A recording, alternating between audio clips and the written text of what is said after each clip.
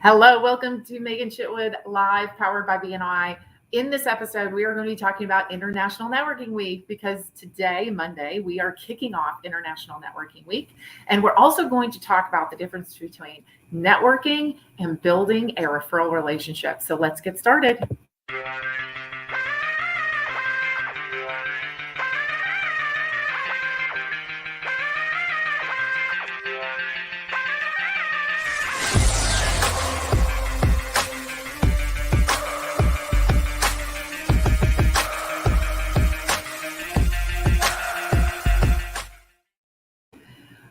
We want to remind you that you can always catch us every Monday morning at 9 a.m. Central Time, kicking off your week so that you have something to think about as you start and continue to grow your business on both Facebook, Twitter, and YouTube. And you can also catch the replay on other media channels as well. So let's talk about it.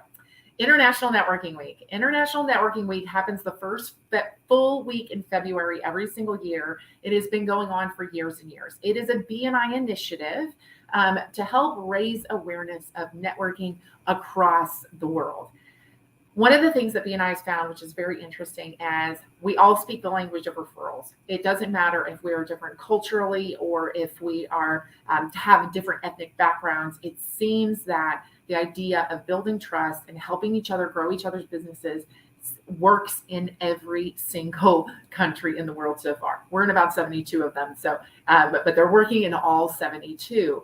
And so one of the things about networking that I think people really misunderstand is how networking and referrals actually work together. So in this video, we're going to talk about, because we're trying to grow our business by 30%. And last week I talked about how referrals is the best way to do that. Now let's talk about what's the difference between networking and building relationships to get referrals. So picture this. You're going to a chamber event. It's a large open networking event. And you show up and you register, you get a name tag, you walk in and you see 200 people out there, mingling, mixing, all that kind of stuff. That is networking. That is you going into an unstructured spot to go out, strike up conversation with people and see what happens. See what kind of people you meet, see who might be interesting to potentially start building a relationship with.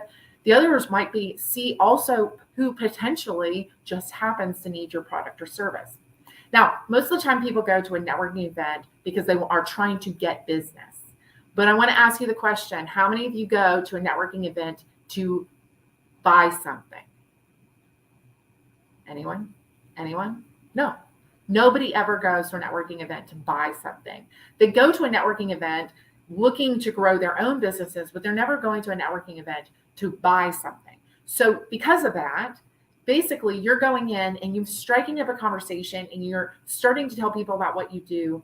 And you're really getting lucky as to whether or not that person happens to need your product or service. Somebody might have just lost their financial advisor, or they might have just lost their maid service or their landscaper, right? All of those things might have happened in that person's life, and they may need your product or service. But there's no predictable way to know who in that room actually needs your product or service. No one's in there looking to buy things. So they're not like actively walking around saying, hey, I'm looking for a landscape company. So it's really going into those situations and seeing how fate, chance, how does all of that work? How can you bump into people who might actually have a great symbiotic relationship with you? That's really kind of how those work. Now, with networking events, you can be a little bit more strategic than that. One of the great things that you can do is you can get to know the organizers of the event. So if you know people who are hosts of the event, sometimes you can walk in the door, even that 200-person event that I mentioned, you can walk in the door and say, hey, I'm looking to meet bankers. And a lot of times the people who are hosting may be able to help you identify who might be a banker in the room, or may even better be able to introduce you to a banker in the room if you're looking to meet bankers. But you have to think about that proactively. You have to think about who's going to actually be in the room, and then how are you going to actually be able to identify those people in the room that you really want to talk to. So that's networking, right? That's networking. That's going in. You're going to proactively introduce yourself to people. You're going to help people get to know you a little bit better, but you're not going to necessarily know where that next sale is going to come from. Now, how does that differ from creating a referral relationship? When you create a referral relationship, you are building trust with another person. When you build trust with that person and you identify, yeah, you do something, you can help me. I do something where I can help you. And we can come together and say, yeah, let's start actively working on helping each other get business. Now that becomes proactive. Okay. That becomes very much proactive. Now, a lot of times people think of BNI as a networking organization. As a networking organization, but it's not really a networking organization, because when we walk into the room and we see all the people there, we're seeing them on a regular basis. We're seeing them on a weekly basis. Again, nobody comes to BNI to buy things. So that's one thing that they have in common, but we already have that baseline of a relationship. So when I start talking about my business in a room full of BNI people, I can become more proactive. I can stand up in my elevator pitch, which I would normally have for a networking event, that would be something about an interesting thing about my business, to have somebody say, hey, tell me more. But in a BNI meeting, I stand up and I say, this is my name, this is my company name, this is my profession. And basically this is who I'm looking to meet over the next several weeks. So I actually come in and say, these are the people who I'm looking to meet. Sounds similar to when I said about if you could find a host who can introduce you to people in the room of certain professions. Same thing here. I'm going to actually say who I'm looking to meet, and hopefully somebody in the room knows that person and will set up that introduction for me.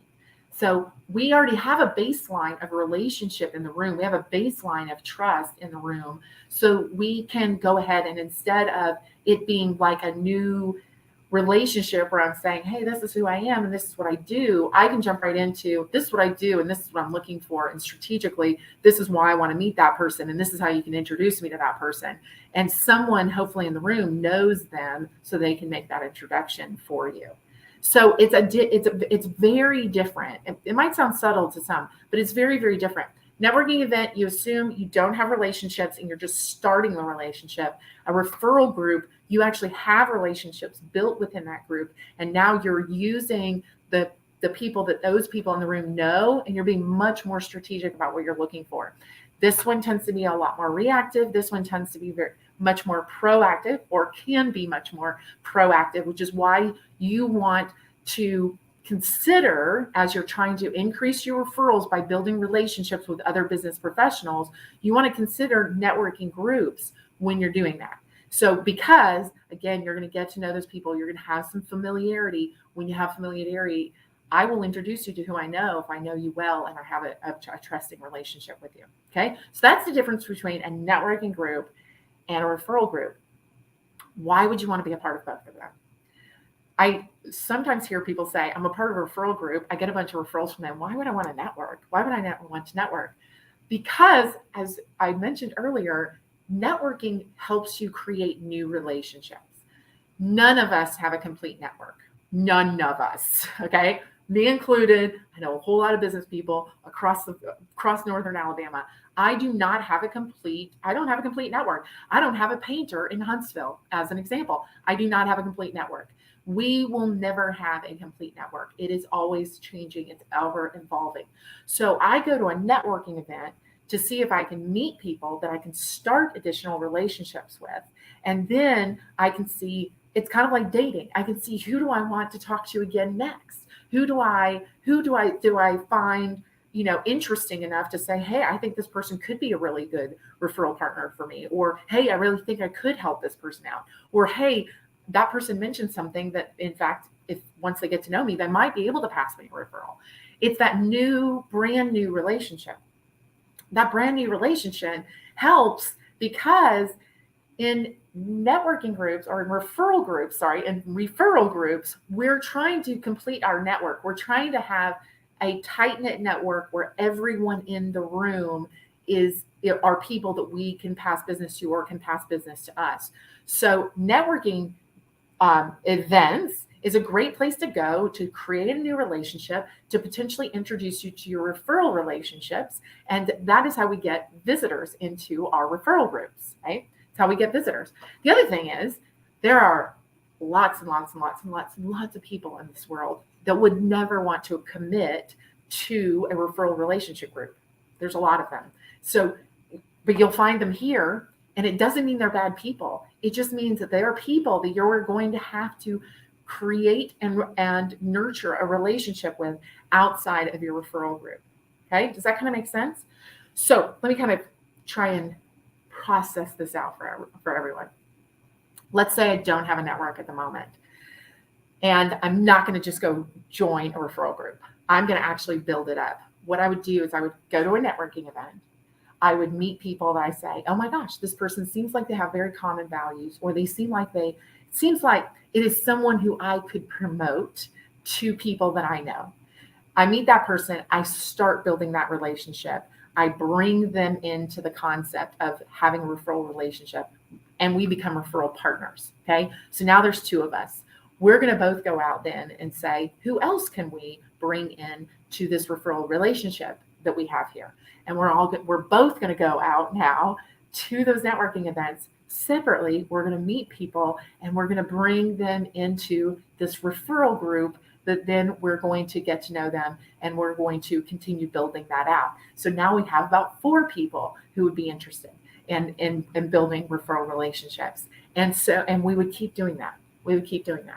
If you're in a referral group now, that's exactly what you need to do to continue to build out your referral group and complete your network so that, and sidebar, why do I say complete your network? You never want to have someone call you up and say, do you know someone who, and you not be able to say yes. Okay. So I mentioned, I don't have a painter in Huntsville. Someone calls me up and says, hey, Megan, do you have a painter in Huntsville? I have to say, no, that's not good, right? That's not good, because that was one person I wouldn't be able to help because I don't have a painter in Huntsville. I then go out, I find that painter in Huntsville, I bring them into my referral group so that I can continue to have that and build that relationship with them. And I can put some structure to that relationship so that it doesn't become one of the things where every once in a while we talk to each other. It becomes something where we can put some structure around it and we can get them referrals proactively developed. Okay. So a few things. Networking groups are awesome because you might find a new client. You might find somebody you really want to get to know better and who could be a great referral partner to you. You want to go to those because you just want to have visibility in the community, because visibility adds to credibility, which adds to profitability. Now we swing it over here. Oh, you want to go be back over here at networking groups because you want to bring some of those people into your referral world, right? Okay. Over here, if you want proactive referrals on a consistent basis, you need to be a part of a referral group. You need to be a part of a group that gets together regularly so that you can not only build that initial relationship you start here, but you can get to trusting and trusting and trusting and trusting. You become friends. You become people who really want to go out of their way to really help each other as well. Okay. So this is proactive. This is reactive. Proactive. I'm building this relationship. I'm working on completing my network. I've added structure around my network because it just makes things a little bit easier to proactively get referrals if we have that structure. That's the difference between networking and referral groups. Okay. Both of them are very important. Both of them I highly recommend everyone participate in. Absolutely everyone, especially if you're going to use referrals to help grow your business by 30%. You need really both of these avenues to be able to do that. And that is the difference between referral groups and networking groups. So I want to say happy International Networking Week to all of you. I highly encourage you to go out and find at least one networking group to visit. Also, go find a referral group to visit as well. And so that you can start to see what I'm talking about when it comes to how you're going to build relationships and continue that through. All right, next week we're going to start what is a referral process, and we'll talk about what is that referral process and how do you train your referral partners to understand that process. So we will see you again next week.